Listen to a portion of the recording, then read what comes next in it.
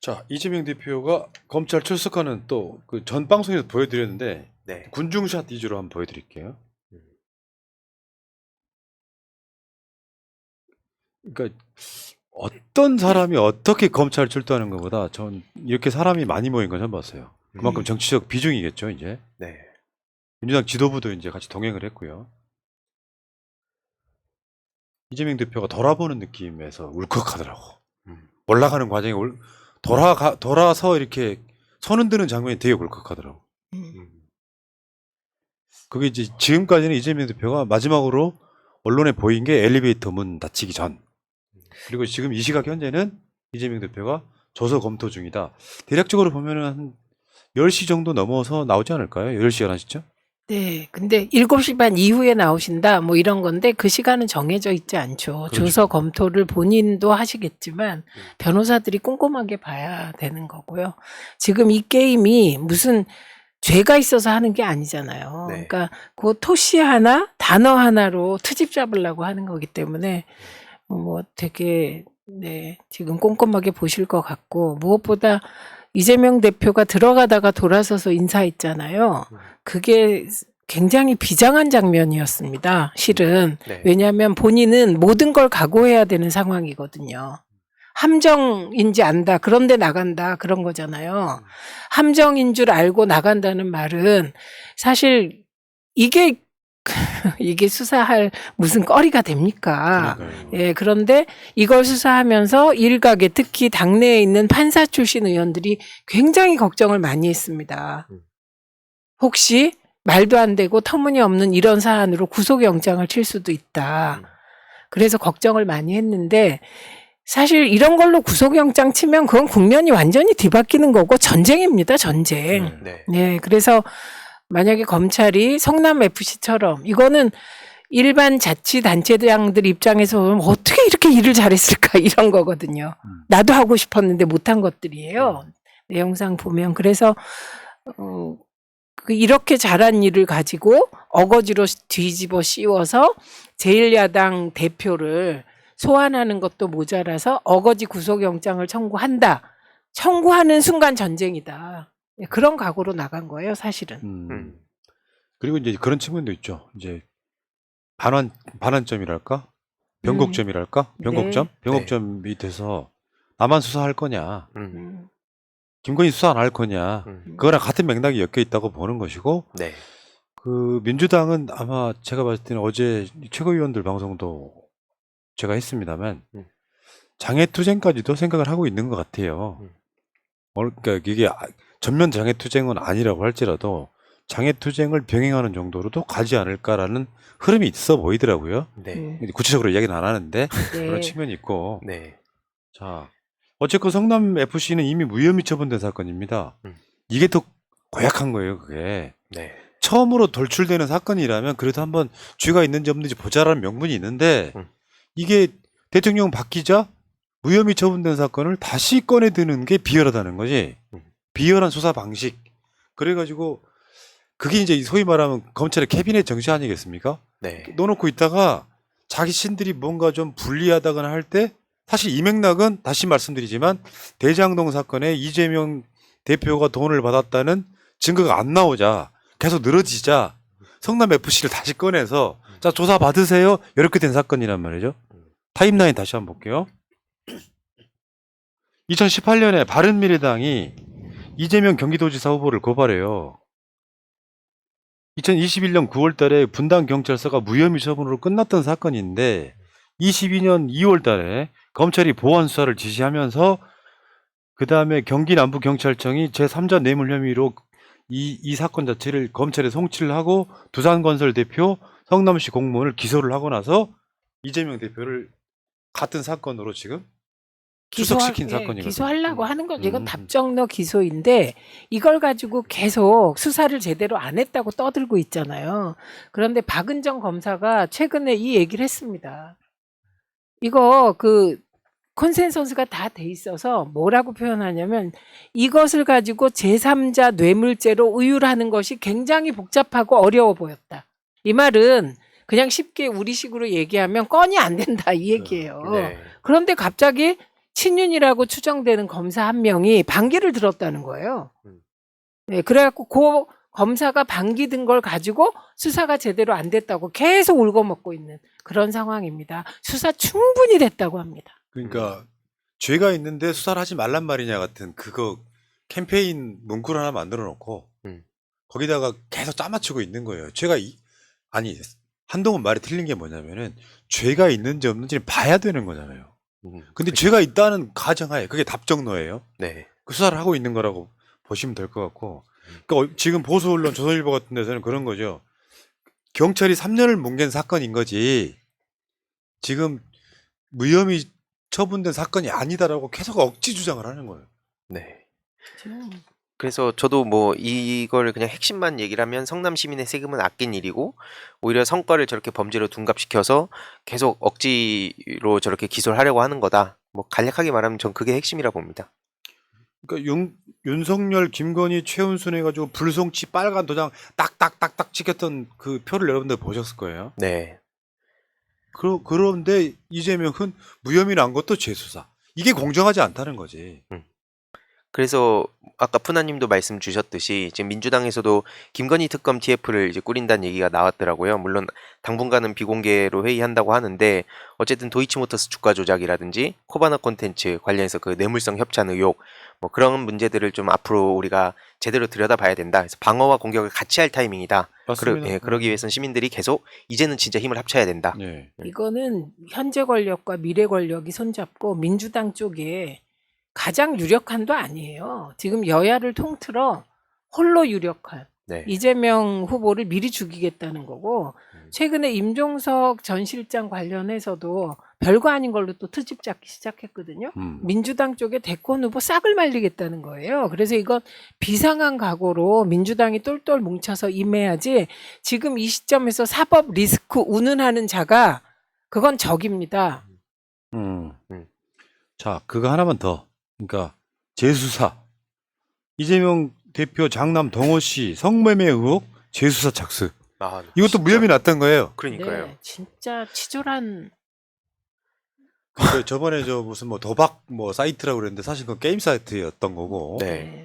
이거는 성매매 의혹 자체가 사실이 아닌 걸로 드러나서 재수사 할 수 있는 여건이 아닌데 이제 완전히 가족 도륙내기 시작하는 거지. 이게 조국 전 장관 집안을 풍비박산 만들었잖아요. 이건 뭐 이런 건 처음 봤어요. 제가 늘 말씀드리죠. 박정희 전두환도 가족에게는 아닌 그랬어요. 그러니까 저희 민주 시민들이 분노하는 이유는 그 이재명 대표님의 아들 관련해서 막 그 학력 가지고도 저쪽에서 막 허위 사실 뿌렸던 국민의힘 의원 66명이 있습니다. 그 네. 무혐의로 끝났고 지금 어디서도 얘기도 안 나와요. 그리고 아까 도박건도 박진 장관 아들 청문회 때 엄청 문제 커졌는데 오늘 그냥 국무회의 당당하게 가고 있는 게 박진이거든요. 이런 네. 불공정을 우리가 지적하는 겁니다. 그 건은 민주당이 재정 신청을 해놓은 네. 상태입니다. 그러니까 이게 저는 이렇게 봐요.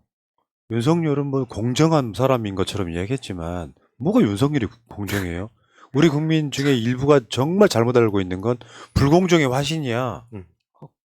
자기 가족은 다 불성취하게끔 만들고 이재명 대표에 대해서는 수사가 이미 끝나서 무혐의 받은 걸 다시 끄집어내고 있잖아요. 네. 성남 FC 건은 워낙 팩트 체크를 많이 해드려서 네. 다시 말할 것도 없지만 그렇죠. 지방 자치단체장이 자기 지역에 이름을 걸고 있는 성남 시민의 돈으로 운영되는 프로축구 팀에게 광고비를 많이 유치했더니 아마 그 주말에요. 의원님 나오는 토론이 있었어. 연합뉴스에서. 네. 근데 거기 보수 시사평론가가 의원님 앞에서 그런 얘기를 합니다. 후원금이든 광고비든 너무 많이 거쳤다는 거예요. 그게 이상하다 이렇게 표현하더라고. 네, 다른 데는 STX에서 더 많이 냈습니다. 네. 5년간 200억. 네. 그러니까 그것을 그러니까 광고비든 후원금이든 받고 나서 그 지역에서 그 기업들의 민원을 해결해 줌으로써 뭐 그런 방식으로 뇌물로 엮으려고 하는데 핵심은 아주 간단해요. 이재명 뭐 죄가 졌냐 안 졌냐라고 물어보시면 누군가가 물어보면 그럼 이재명이 얻은 이익이 뭔데? 오죽했으면 정치적 명성이라는 정치적 이득. 근데 이게 얼마나 이재명이 일을 잘한 거냐면요. 이게 수건이에요, 수건. 음. 두산 계열사가 거의 몇 개 들어왔다는 거예요. 예. 그래갖고 세수가 굉장히 많이 늘었어요. 이걸 하고 싶어서 기초자치단체장들이 난리고, 심지어 남양주에서는 이전 시장이 서강대 자연 캠퍼스를 유치한다고 선거 때마다 공약을 해요. 그래갖고 표를 얻어. 그러고는 안 해요. 예. 음. 자, 그 과중에서 한번 그런 얘기 하나 해드리고 싶어요. 아까 그 의원님이 약간 빡치신 게 그런 내용인데, 사법 리스크라고 말하는 당내 인사들. 네. 오늘만 해도 지금, 왜냐면요, 국민의힘에서 정진석 같은 사람들이, 김기현 같은 사람들이, 주호영 같은 사람들이 하는 이야기는 반대편인가 그렇다 쳐요. 이 상황에서까지 사법 리스크 이야기하는 사람들. 화면에 보이는 건 그런 거예요. 박영선 전 장관, 이재명 검찰 출석에 사법 리스크 유감 표명 등등은 필요하다. 조홍천 의원, 당내 절대다수 우려, 방탄 프레임 공고화. 문희상 전 의장, 우르르 시위는 오버. 왜들 이러실까요? 우선 박영선 전 장관님, 지금 이러실 때가 아닙니다. 문재인 대통령도 이재명 대표 중심으로 민주당을 지키자고 얘기를 하셨고요. 그리고 본래 이런 성향인 거 제가 잘 알지만 지금은 그럴 때가 아니잖아요. 도이치모터스 김건희 주가 조작 연루, 그거 수사하라고 얘기 좀 해보세요. 왜 그런 얘기는 안 하면서 내부 총질입니까? 그리고 조홍천 의원의 경우는 사실 조홍천 의원이 이 성남FC 관련해서 이게 현금 지원이라고, 네? 현물 지원했다고, 이게 이렇게 얘기해서 불법의 소지가 있다. 뭐 이런 얘기 했는데 그것도 확인해 보니까 아니더라고요. 그리고 뭐 당내 절대 다수가 우려? 뭘 우려해야 됩니까, 지금? 그리고 절대 다수 만나기는 하셨어요, 조홍천 의원님. 그래서 이렇게 현실을 왜곡하면 안 되고, 그 다음에 무슨 방탄입니까? 이재명 대표가 출두를 안 하고 검찰이 체포 동의안을 낼 분위기라도 있는 상태에서 임시국회를 열면 그건 방탄인데, 이재명 대표가 출석했는데 무슨 방탄입니까? 오늘 왜 이런 얘기를 합니까? 저는 이건 정말 이상한 거라고 생각하고, 문희상 의장은 너무 나이가 많으시고 옛날 분이라 원래 옛날 분들이 이렇게 사람들 시위하고 이런 거 안 좋아하세요. 촛불 집회가 다 시위고요.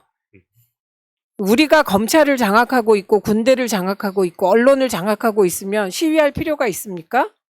180석 거대 야당이라고는 하지만 이게 검찰 시스템 독재국가 체제에서 약자라는 걸 반증하는 거예요. 그럼 자기 당대표가 억울한 일로 출두하는데 의원들이 자발적으로 가면 그게 시위인가요? 그게 우르르 시위냐고요. 이제 좀 그만하세요, 좀. 여기 어중간하게 이제 그 심판 보려고 하는 기회주의자들 특성인데, 예를 들어서 윤석열이 잘해. 정말 기가 막히게 잘해. 그런 상황이라면 저게 먹혀요. 네. 저렇게 말해도 된다고. 봤더니 김건희도 구속되는데 이재명 수사 받으라고 하면 네. 먹히는 상황이지만, 누가 봐도 못하고 누가 봐도 불공정한 사람이 저러고 있으면 당연히 진영 정치인으로서는 검찰의 무도한 수사를 규탄하는 것이 맞거든요. 왜 중간에 심판을 보려고 그래? 그리고 박영선 전 장관은 왜 자꾸 사법 리스크에 대해서 사과하라고 합니까? 윤석열의 정적 죽이기 보복 수사에 대해서 윤석열에게 중단하라고 하십시오. 아이고. 자, 일단 넘어가고요. 이런 측면도 있어요. 이재명 대표가 만약에 그러면은 나중에 제가 무죄를 기원하면서 원해서 한 거예요. 네. 이재명 기운이 무죄. 좋네요. 그럴 때는 어떻게 사과하려고 그래요? 그게 뭔 말이냐면, 네. 우리가 왜 이런 식으로 심판 보는 성향들이 있어요. 기회주의자들이 나 그렇게 표현하는데, 그런 사람들이 자기가 그렇게 말하면 객관적인 사람으로 보이려고 하는 그 특유의 특성 때문에 항상 이런 상황이 벌어지거든요. 네. 정말 잘못하는 거라고 봐. 무도한 정권과 싸울 때는 살짝 마음에 안 드는 부분은 내 입에서 참아야 되는 거예요. 그리고 그 사람 무도한 놈하고 싸워줘야 되는데, 이재명도 나쁘고 윤석열도 나빠를 중간에 심판 보고 있으면 그게 무슨 정치인입니까? 그게 정신들 차리세요, 좀 제발 부탁하는데. 윤석열이 정말 공정한 수사를 했다고 할 때는 저런 말이 먹히는 거지만, 말도 안 되는 소리들이 하고 싶은 말로 참아야 되는 시기지, 이런 상황에는.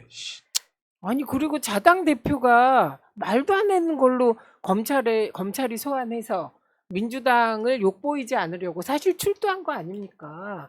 그런데 이거를 자당 대표를 흔들면 그게 뭐가 됩니까? 저도 뭐 자. 여태까지는 이런 거에 대해서 그냥 침묵하고 최대한 같은 편이니까 진영이니까 생각했는데 저런 사람들이 계속 저런 메시지를 내면서 아마 저랑 비슷한 생각을 하던 당원들까지도 공개적으로 비판을 나서게 만든 요인이라 보고 앞에 쭉 말씀해 주셔서 저는 그냥 넘어가도록 하겠습니다. 예. 공감합니다. 이야기 계속 해보면 결국 이건 핵심은 제3자 뇌물죄라는 건데 제3자 뇌물죄가 등장한 이유가요. 이재명 대표가 받은 사익이 없어서 어떻게든지 엮어보려고 노무현 대통령 때랑 똑같은 스킬이죠. 포괄적 뇌물죄 같은 네. 큰 틀에서 보면 나중에 언젠가는 대가를 주겠지. 이게 포괄적 뇌물죄거든요. 네. 이재명이 받은 사익이 없어. 있으면 정치적 명성. 이런 정도란 말이에요. 네. 그러니까 제3자 뇌물죄라고 하는 이상한 법리를 끌고 와서 계속 법리 다툼하게 만드는 거예요. 이재명 발목에 적시 하나 채우기. 재판받으러 다니게 만들기. 이런 짓거리 하고 있는 거잖아요. 이 이야기를 아까 말한 그 세 분이 할 수 있어야 진정성을 의심받지 않는 겁니다. 네. 지금 뭐 사적 특수 이해관계로 엮을 수가 없기 때문에 그 말씀하신 뇌물죄로 성립이 안 된다고 보고 그런 목소리를 내는 의원들이 평소에는 생각이 좀 안 맞는 게 있더라도 저도 그래 이게 진영이고 이게 민주당 정치인으로서 할 목소리고 역할이다 그렇게 생각합니다. 그거 있잖아요. 야당 당수가 검찰에 출석한 게 우리 역사상 처음이랍니다. 나는 있을 줄 알았거든요. 근데 이해창 네. 회창. 하도 오래돼가지고 네. 차떼기 사건 때 검찰 출석 안 했다는 거야. 안 했어요. 그럼 말 다 끝났지. 가장 역사적 사건 중에 하나인데. 네. 그러니까 그거는 일종의 뭐 편의를 봐달라 이런 건 아닌데 국민의힘이 너무 비열한 거예요. 비열한데 저쪽의 비열함은 지적하지 않고 자당 대표를 흔드는 거. 저 왜 그러냐면요. 박영선, 그 조홍천, 문희상 세 분이 이재명 대표 흔드니까 언론이 써주는 거 아닙니까? 이게 제가 정치인이잖아요. 그러니까 저 속마음이 읽히니까 저는 사실 더 화가 나는 거예요. 제가 얘기했잖아요. 저에게 문재인 대표 한마디만 비판해주면 탑이다. 일면 탑이다. 최민희가 해주면. 그런 제안까지 받았다고 제가 말씀드렸잖아요. 그렇게 해서 신문 나면 뭐합니까? 내가 이렇게 생각을 한 거죠. 근데 지금은 이럴 때가 아니라고요. 우리가 여당 때 저는 그 쓴소리 해도 다 이게 민주당이 민주정당이라서 그렇다. 이렇게 좀 폭을 넓혀야 된다고 말씀드렸습니다만 지금은요. 지금 적들이 미사일을 장착하고 민주당을 폭파시키려고 하고 있는데 거기에다 대고 적하고 맞서 싸우지 않고 자당 대표에게 총질하는 게 이게 무슨 짓입니까? 예. 어찌 됐건 나는 디테일은 모르겠고 검찰이 수사하는데 뭐 아무렇지도 아무것도 없는데 저렇게 수사하겠냐 같은 논리예요. 네. 언론에서 봤어 이런 논리인데 그래서 오죽했으면 우리가 지난주부터 그런 얘기했어요. 민주당 정치인들 새날이라도 좀 봐라. 대장동이 어떻게 이재명 사건이냐 그런 맥락으로 이야기를 드렸고요. 지금 어쨌건 이 사건은 검찰의 포인트가 후원금이 너무 많아서 이상하다는 사건이에요. 나 이제 도저히 이해를 할 수가 없네. 광고비. 그러니까 아까 최민희 의원님도 그 경남 FC 사례도 말씀해 주셨는데 지금 홍준표 시장이 뭐라 하는지 보니까 본인은 이게 좀 사례가 다르다고 선을 그으면서 뭐 문재인 정부를 원망해라 이런 식으로 또 갈라치기 유도하고 있더라고요. 그런데 넘어가면 안 됩니다. 예. 지금 제3자 뇌물죄가 있긴 있었어요. 근데 여러분들 3자 뇌물죄 리스트 주요 사건들 지금 판례가 나온 것들인데 네. 되게 다 사적으로 이익을 받은 사람들이 유죄를 받은 거예요. 한번 봅시다. 변양균 같은 경우는 그 당시에 변양균이 무죄를 받은 이유 중에 하나가 사익을 얻은 곳은 신정아 씨였거든. 네. 그 다음에 뭐 이남기 같은 경우도 마찬가지고요.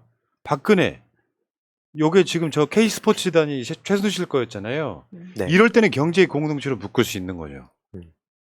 최순실은 국정농단의 중심에 있던 사람이고 박근혜 보고 후원한 사람들이 K스포츠단에 뭐 후원을 하고 이 과정은 박근혜가 쉽게 표현 자신의 위세를 최순실한테 빌려주고 최순실이 얻은 이익을 경대 공정죄로 공유했다는 그런 개념이거든요. 네, 최순실이라는 개인이 사적 이득을 얻은 게 있는 거죠. 근데 성남 FC가 무슨 사적 이득입니까? 정치적 명성. 그럼 정치인들 다 죽어야지. 그렇죠. 어. 이거는 그래서 기초자치단체장 출신들 그 주변 100여 명이 기자회견을 하게 된 거예요. 그럼 우리부터 잡아가라고. 그리고 사실 공무원들도 이 논리를 갖다 들이대기 시작하면 아무도 일을 못 하죠. 모든 공무원들이. 적극 행정이 네, 불가능하고 그쵸. 그러면서 맨날 언론이 뭐라 그럽니까? 공무원들이 소극 행정하고 네. 눈치 보기 행정하고 이런다고 욕하잖아요. 그런 거 벗어나서 열심히 적극 행정해서 시에 이익을 주고 시민에게 이익을 주면 이런 식으로 말도 안 되는 네. 제3자 뇌물죄 운운하면서 올가매면 누가 적극 행정을 합니까? 그런 것도 있고 이제 지금 윤석열의 검찰은 신기원을 지금 이룩하고 있는 거예요. 그러니까 정적 제거는 이렇게 하는 것이다. 이 샘플을 보여주고 있는 건데 이게 얼마나 심한 거냐면 전두환 때보다 더 하다는 거죠. 네. 진짜로 건부공화국이라는 게 건부 독재가 시작됐다는 게 이런 측면인 거예요. 법리란 게 네. 내가 이제 법에 대해서는 좀 뭐랄까 직업은 아니지만 이해하게 된 게 그런 지점이거든요. 아직도 법은 해석하는 사람 나름인 경우가 되게 많아요. 예를 들어서 최민희 의원님하고 나하고 둘이 밥을 같이 먹으면 정확하게 징역 10년 때려 이런 게 아니에요. 해석하는 사람에 따라서 과하게 해석한단 말이에요. 그래서 그 법을 집행하는 사람들, 검찰이나 판사들은 공정하게 보려고 노력을 해야 되는데 이 자들은 되게 웃기잖아요. 이재명이 한 건 무조건 불법이야. 네. 법리적으로 봤더니 이재명이 얻은 돈 받은 거잖아 했는데 받은 돈이 없는 거예요. 그러니까 너 정치적 명성 그러면 정치하지 말아야지. 그래놓고 한쪽에서는 김건희가 주가 조작에서 얻은 이익은 있는데 근데 김건희는 주가 조작인 걸 몰랐어. 그러니까 공범이 안 돼서 수사를 뭐 이런 방식인 거란 말이에요. 생각 있는 이직들 한번 생각을 한번 해보십시오. 그 이문정 검사가 이야기를 했잖아요. 이재명이 당선됐다면 지금 검찰은 열심히 도이치모터스를 파고 있을 것이다. 검찰의 그 기본적인 생리가 대한민국 사회를 좀먹고 있는 거예요. 윤석열이 돼도 김건희를 수사할 수 있어야 되고 이재명이 돼도 죄가 있다면 이재명 수사를 해야죠. 그렇죠. 근데 그게 한쪽으로 기울어져 있으니까 우리가 화를 내는 겁니다. 아이, 어쨌건 야 이게 제3자 뇌물죄라는 거 정말 법 공부 열심히 한다. 나 이대로 가면은 노스쿨 합격할 것 같아요. 전 국민이 합격할 정도로 지금 법 공부를 빡세게 하게 되는데 하나 더 아까 이문정 검사님 말씀해 주셔가지고 저도 하나 더 얘기하고 싶은 게 최근에 그런 방송에서 이런 말씀하셨잖아요. 그러니까 본인을 정치 검사라고 몰아가던 사람들이 지금 국회가 있다고. 그러니까 저런 검찰 정치 검찰의 그 내로남불을 지금 계속해서 보여주고 있다 생각합니다. 네. 자 일단 여기까지 하시고요. 이재명 대표는 아마 내가 봤을 때 좀 늦게 한 10시 11시쯤에 나오지 않을까라는 생각을 해보고요. 현장에서 고생하시는 모든 분들께 감사의 말씀을 드리겠습니다. 자 다음 주제로 가겠습니다.